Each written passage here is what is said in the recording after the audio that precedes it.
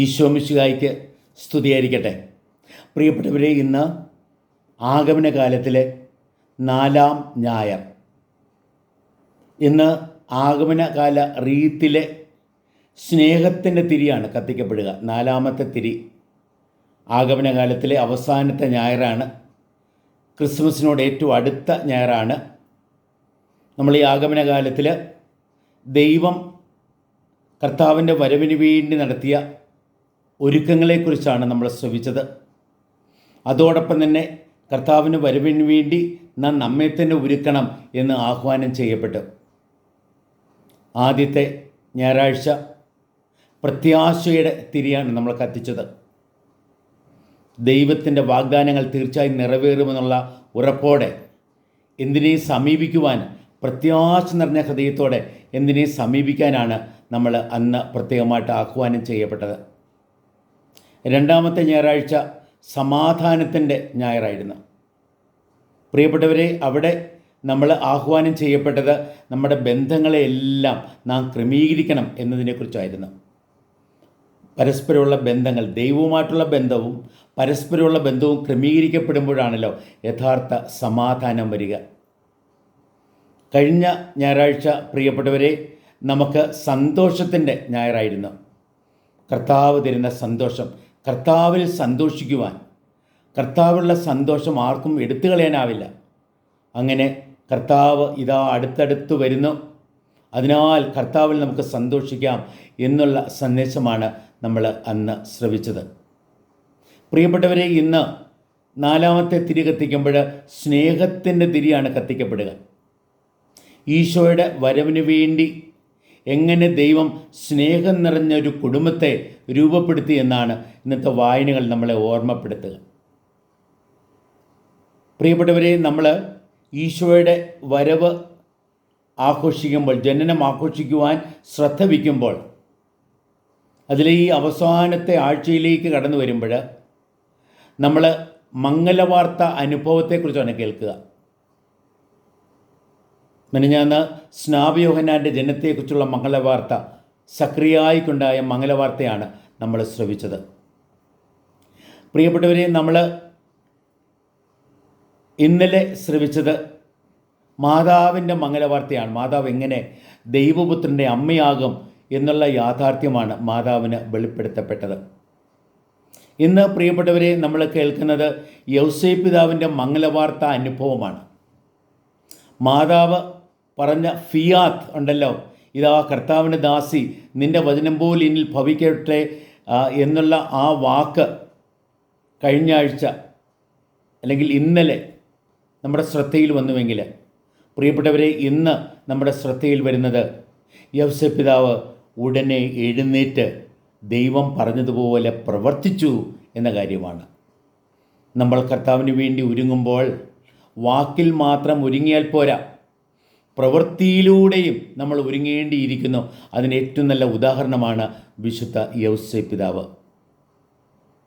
അങ്ങനെ സ്നാപയോഹന്നാനെ കർത്താവിൻ്റെ വരവിന് വേണ്ടി ഒരുക്കിയതിനെക്കുറിച്ച്, അല്ലെങ്കിൽ മാതാവിനെ ഈശോയുടെ വരവിന് വേണ്ടി ഒരുക്കിയതിനെക്കുറിച്ച് നമ്മൾ കേട്ട്, ഇന്ന് വിശുദ്ധ യൗസേപ്പ് പിതാവിനെ ഈശോയുടെ വരവിന് വേണ്ടി എങ്ങനെ ഒരുക്കി എന്നാണ് നമ്മൾ നമ്മുടെ ധ്യാന വിഷയമാക്കുന്നത്.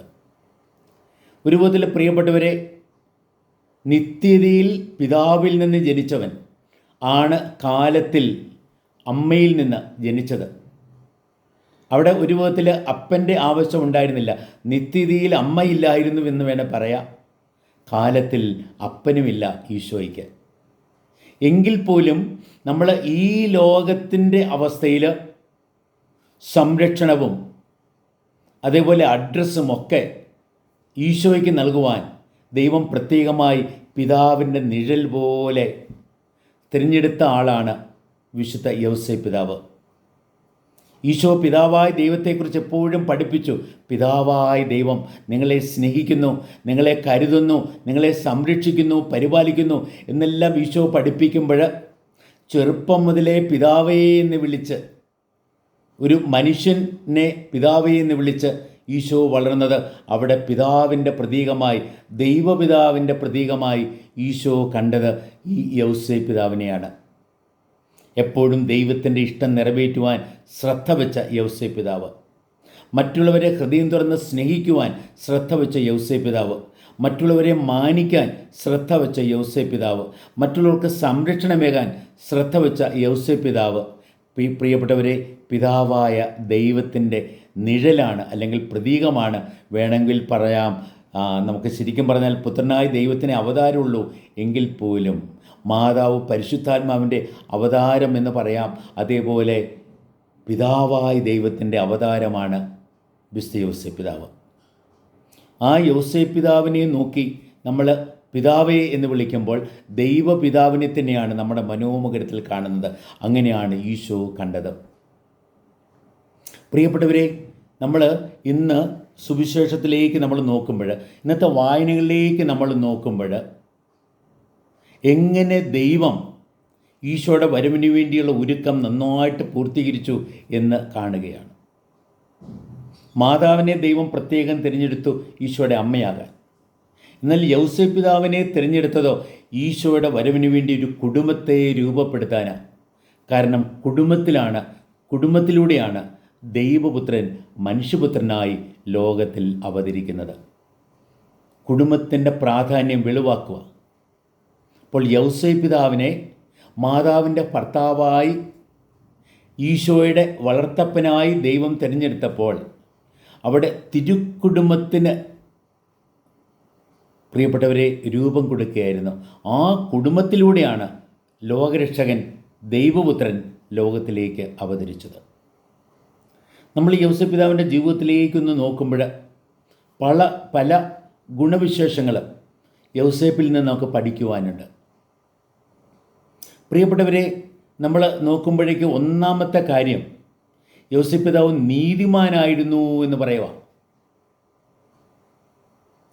തനിക്ക് വേണ്ടിയല്ല, മറ്റുള്ളവർക്ക് വേണ്ടിയാണ്, ദൈവത്തിന് വേണ്ടിയാണ്, മറ്റുള്ളവർക്ക് വേണ്ടിയാണ്, ഓരോരുത്തർക്കും അർഹതപ്പെട്ടത് ഞാൻ കൊടുക്കും എന്ന ശ്രദ്ധയോടെ ജീവിച്ച, ദൈവത്തിൻ്റെ വചനം നിറവേറ്റി നീതിനിഷ്ഠനായി ജീവിച്ച വ്യക്തിയാണ് വിശുദ്ധ യൗസേ പിതാവ്. അപ്പം ആ നീതിമാനായിരുന്നത് കൊണ്ടാണ് മാതാവിനെ ഒരു വിധത്തിൽ ഉപേക്ഷിക്കുവാൻ തീരുമാനിക്കുന്നത്. എന്നാൽ കരുണ നിറഞ്ഞ പിതാവെന്ന രീതിയിലാണ് ദൈവത്തിൻ്റെ വചനം കേട്ട് മാതാവിനെ തൻ്റെ ഭാര്യയായി സ്വീകരിക്കുന്നത്. മാത്രമല്ല, അവളെ ഉപേക്ഷിക്കുവാൻ തീരുമാനിക്കുന്ന യൗസേ പിതാവ് രഹസ്യത്തിൽ ഉപേക്ഷിക്കുവാൻ തീരുമാനിച്ചു എന്ന് പറയാം. കാരണം അവളെ അപമാന വിധേയാക്കാൻ അവൻ ഇഷ്ടപ്പെട്ടില്ല. പ്രിയപ്പെട്ടവരെ, മാതാവും അതേപോലെ ഈശോയും മനുഷ്യർ എന്ന രീതിയിൽ അപമാനിതരാകാതെ ആദരിക്കപ്പെട്ട് ജീവിച്ചതിൻ്റെ കാരണം യൗസേ പിതാവാണ്. യൗസേ പിതാവ് മാതാവിനെ അവൾ ഗർഭവതിയാണെന്ന് അറിഞ്ഞിട്ടും തൻ്റെ ഭാര്യയായി സ്വീകരിച്ചപ്പോൾ മാതാവിൻ്റെ അപമാനം മാറ്റുക ചെയ്തത്. അവൾക്കൊരു ഭർത്താവുണ്ട്, അങ്ങനെയാണ് അവളൊരു അമ്മയാകുന്നത്. അതേപോലെ പ്രിയപ്പെട്ടവരെ, യൗസേ പിതാവ് മാതാവിനെ തൻ്റെ ഭാര്യയായി സ്വീകരിച്ചില്ലായിരുന്നുവെങ്കിൽ, അതേപോലെ അപ്പൻ എന്ന രീതിയിൽ ഈശോയ്ക്ക് പേരിട്ട് നൈയാമികമായ രീതിയിൽ ഈശോയുടെ അപ്പനായി വർത്തിച്ചില്ലായിരുന്നുവെങ്കിൽ അപ്പനില്ലാത്തവൻ എന്ന് ഈശോ അറിയപ്പെട്ടേനെ. അപ്പനില്ലാത്തവനായി, പ്രിയപ്പെട്ടവരെ, ഒരു ഭർത്താവില്ലാത്തവനായി ദൈവമാതാവ്, അപ്പനില്ലാത്തവനായി ദൈവപുത്രൻ ഈ ലോകത്തിലായിരിക്കരുത്.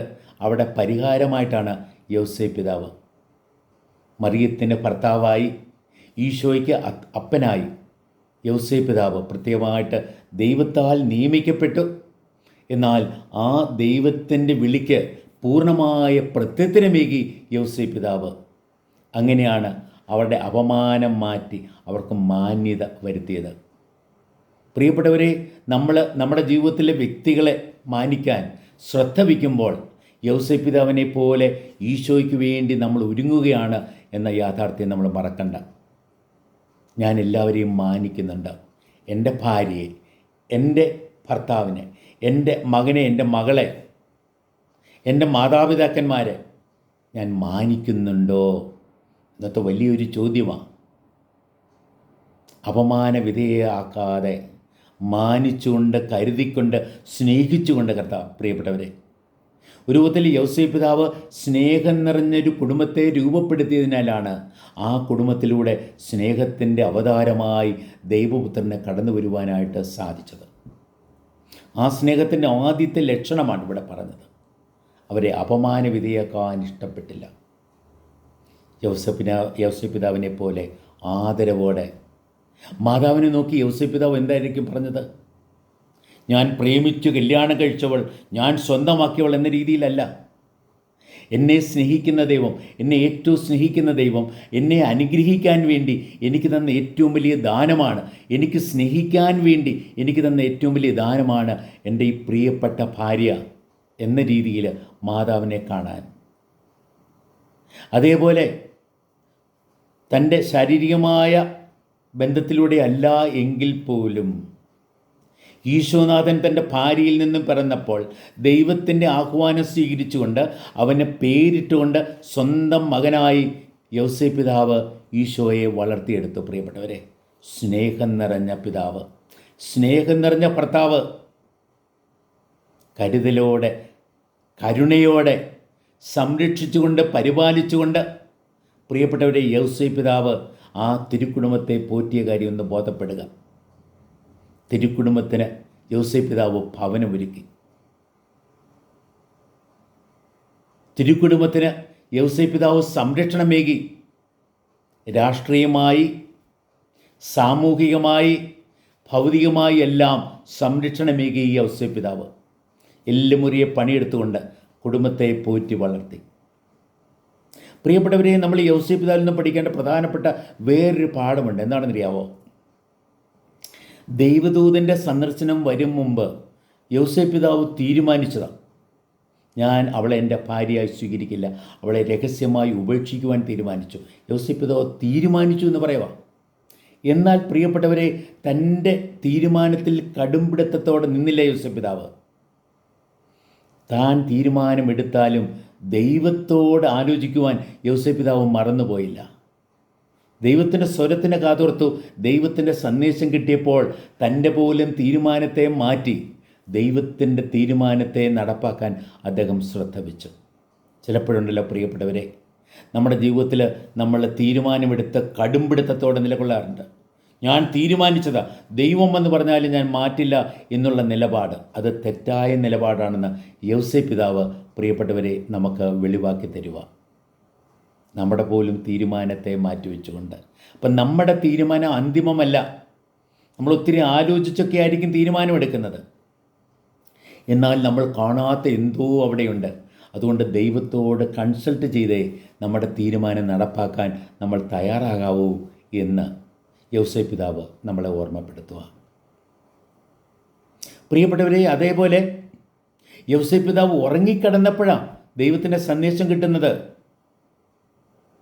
ഉണർന്നിരിക്കുമ്പോൾ മാത്രമല്ല, ഉറങ്ങിക്കിടക്കുമ്പോഴും ദൈവത്തിന് കാതോർത്തിരുന്നു യൗസേപ്പ് പിതാവ്.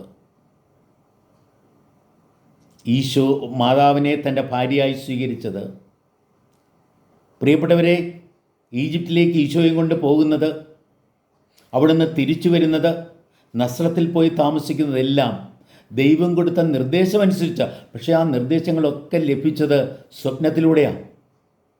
പഴയ നിയമത്തിൽ സ്വപ്നത്തെ വ്യാഖ്യാനിച്ച യൗസേപ്പിനെ ഓർമ്മപ്പെടുത്തും ഇത്. സ്വപ്നത്തിലൂടെ ദൈവസ്വരം കേൾക്കാൻ ശ്രദ്ധ വെച്ച യൗസേപ്പ് പിതാവ് ഉണരുമ്പോൾ, ഞാൻ സ്വപ്നം കണ്ടതായിരിക്കുമല്ലോ, ഇതുവല്ലോ ശരിയാണോ എന്നൊന്നുമല്ല ചിന്തിക്കുന്നത്. താൻ അറിയാതെ പരിശുദ്ധാത്മാവിലൂടെ ഒരാൾ എങ്ങനെ ഗർഭം ധരിക്കും, അതിന് മുമ്പ് കേട്ടിട്ടില്ല.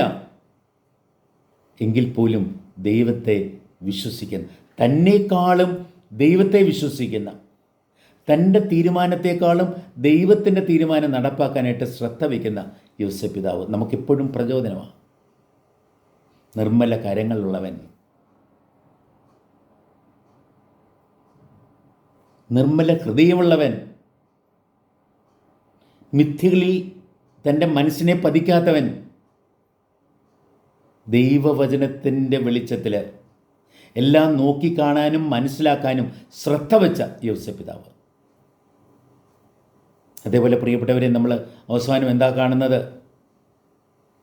യൗസേപ്പ് പിതാവ് നിദ്രയിൽ നിന്നുണർന്ന് ദൈവം പറഞ്ഞതുപോലെ പ്രവർത്തിച്ചു എന്നാണ് പറയുക. കുറേക്കൂടെയൊക്കെ എന്ന് കഴിയട്ടെ എന്ന് പറഞ്ഞിരുന്നില്ല. ഉടൻ നമ്മുടെ ജീവിതത്തിൽ ദൈവേഷ്ടം നിറവേറ്റാൻ ഒരു തിടുക്കം ആവശ്യമാണ് പ്രിയപ്പെട്ടവരെ. എങ്കിൽ മാത്രമേ നമുക്ക് ഈശോയെ സ്വീകരിക്കാൻ പറ്റൂ. ഈശോ കടന്നു വരണം നമ്മുടെ ഹൃദയത്തിലേക്ക്, നമ്മുടെ ജീവിതത്തിലേക്ക്, നമ്മുടെ കുടുംബത്തിലേക്ക്, നമ്മുടെ സമൂഹത്തിലേക്ക്, നമ്മുടെ ലോകത്തിലേക്ക് ഈശോ കടന്നു വരണം. അതിന് യൗസേപ്പ് പിതാവിനെ പോലെ നീതിനിഷ്ഠരായി, സ്നേഹം നിറഞ്ഞവരായി, ദൈവത്തോട് കൺസൾട്ട് ചെയ്യുന്നവരായി, ഉറങ്ങിക്കിടക്കുമ്പോൾ പോലും ദൈവത്തിൻ്റെ സ്വരത്തിന് കാതോർക്കുന്നവരായി, ദൈവേഷ്ടം അറിഞ്ഞാൽ ഉടനെ അത് നടപ്പാക്കുന്നവരായി പ്രിയപ്പെട്ടവരെ ജീവിക്കുവാൻ തയ്യാറാകുമ്പോഴാണ് യൗസേപ്പ് പിതാവിനെ പോലെ നമുക്കും തിരുക്കുടുംബത്തിൻ്റെ പാലകനാകാൻ, ദൈവമാതാവിൻ്റെ ഭർത്താവാകാൻ, ഈശോയുടെ അപ്പനാകാൻ സാധിക്കുക. യൗസേപ്പ് പിതാവ് എന്നും ഒരു അത്ഭുതമാണ്, വലിയ പ്രചോദനമാണ്. വെറുമൊരു സാധാരണക്കാരനായൊരു തച്ച്, പക്ഷെ അദ്ദേഹത്തിലൂടെ ദൈവം എന്തെല്ലാം നിവർത്തിച്ചു. ദൈവത്തിൻ്റെ ഇഷ്ടമറിഞ്ഞ് അത് നിറവേറ്റുവാൻ തയ്യാറാകുന്ന ഒരു ഹൃദയം, ഒരു മനസ്സ്, ഒരു ജീവിതം. പ്രിയപ്പെട്ടവരെ, അതാണ് യൗസേപ്പ് പിതാവിനെ പോലെ ഈശോയുടെ വരവിന് വേണ്ടി നമ്മെ തന്നെ ഒരുക്കുവാൻ നമുക്ക് സാധിക്കുക. മനുഷ്യനായി അവതരിച്ച ഈശോയ്ക്ക് പിതാവായി, സംരക്ഷകനായി, അപ്പനായി, പരിപാലകനായി, സ്വത്വം വെളിപ്പെടുത്തുന്നവനായി, താൻ ആരാണ്, ദാവീദിൻ്റെ കുടുംബത്തിൽ ജനിച്ചവൻ, ആ ഒരു അഡ്രസ്സ് മാതാവിനും ഈശോയ്ക്കും കൊടുത്ത യൗസേപ്പ് പിതാവ്. പ്രിയപ്പെട്ടവരെ, നമുക്ക് യൗസേപ്പ് പിതാവ് എന്നും പ്രചോദനമാകട്ടെ, എന്നും നമുക്ക് മാതൃകയാകട്ടെ. അദ്ദേഹത്തെ അനുകരിച്ചുകൊണ്ട് പ്രിയപ്പെട്ടവരെ നമുക്ക് ദൈവസ്നേഹം നുകരാനും പകരാനും ശ്രദ്ധിക്കാം. ദൈവേഷ്ടം അറിയുവാനും അറിയിക്കുവാനും നിറവേറ്റാനും നമുക്ക് തയ്യാറാകാം. ദൈവ സാന്നിധ്യം ബോധപ്പെടാനും ബോധ്യപ്പെടുത്തുവാനും അനുഭൂതിയുമാക്കാനും നമുക്ക് ശ്രദ്ധ വയ്ക്കാം. ദൈവം നമ്മെ സമൃദ്ധമായി അനുഗ്രഹിക്കട്ടെ.